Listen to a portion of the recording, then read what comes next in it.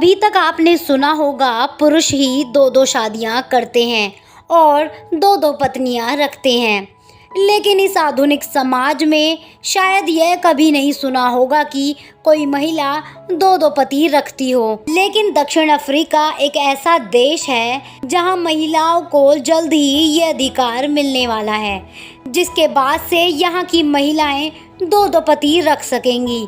दरअसल दक्षिण अफ्रीका ही एक ऐसा देश है जहां का संविधान सबसे आधुनिक माना जाता है। ये देश अपने नागरिकों को सम्मान हक देने के लिए समय समय पर कदम उठाता रहता है। कुछ ऐसे ही कदम दक्षिण अफ्रीका सरकार एक बार फिर उठाने जा रही है। इस बार दक्षिण अफ्रीका सरकार ने तय किया है कि अगर पुरुषों को कई शादियां करने का हक है तो फिर महिलाओं को क्यों नहीं है। उन्हें भी तो कई पति रखने का हक मिलना चाहिए। बस यही वजह है कि दक्षिण अफ्रीका में महिलाओं को कई पति रखने की अनुमति देने का प्रस्ताव आया है।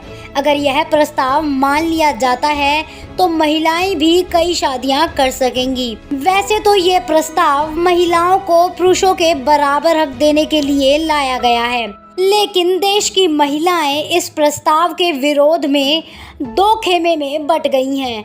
विरोधी खेमे का कहना है कि इससे समाज व्यवस्था बिखर जाएगी। साथ ही यह तर्क भी आ रहा है कि क्या इसके बाद महिला से जुड़े पुरुषों से उसका सरनेम रखने की उम्मीद की जाएगी। इसके अलावा कुछ महिलाएं कह रही हैं इससे यह पता करना मुश्किल हो जाएगा कि किसी बच्चे का असल पिता कौन सा है, जब तक कि डीएनए टेस्ट ना कराया जाए।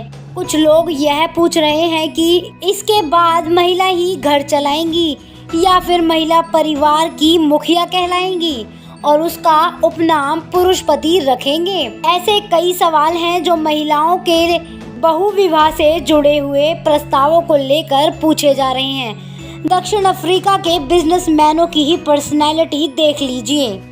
दक्षिण अफ्रीका के मूसा मसूलू का भले ही 4 पत्नियों के पति हों, लेकिन उन्होंने महिलाओं को दो दो पति रखने की कानूनी छूट देने वाले इस प्रस्ताव का विरोध किया है।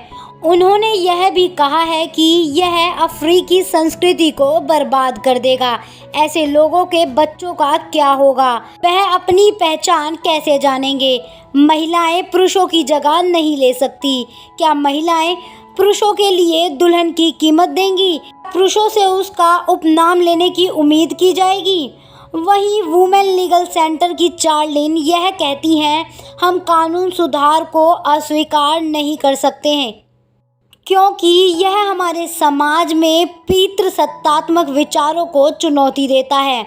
आपको बता दें, जिस महिला बहुविवाह प्रस्ताव पर इतना हंगामा मचा हुआ है, इसी तरह के कई और प्रस्ताव ग्रीन पेपर में दिए गए हैं, जैसे नाबालिगों की शादी का अधिकार और उन जोड़ों की शादी मान्य बनाए रखना जो समाज में सेक्स चेंज कर लेते हैं लेकिन तलाक लिए बगैर मौजूदा शादी को जारी रखना चाहते हैं।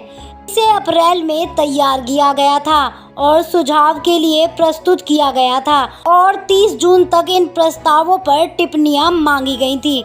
दक्षिण अफ्रीका में भले ही महिलाओं को कई पति रखने को लेकर प्रस्ताव पर हंगामा मचा हो, लेकिन आपको बता दें, भारत में आज भी कई जनजातियों में एक से ज़्यादा पति रखने की परंपरा है। हिमाचल प्रदेश के किन्नौर में जोहेसर बावेर एक क्षेत्र है जहां पर लोग बहुविवाह को सही करार देते हैं।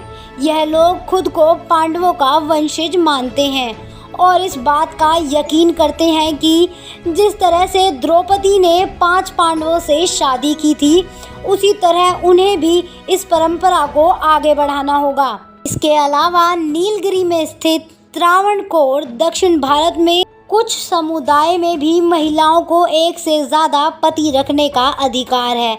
लेकिन क्या भारत में भी पुरुषों की तरह महिलाओं को एक से ज़्यादा पति रखने की कानूनी मान्यता देनी चाहिए?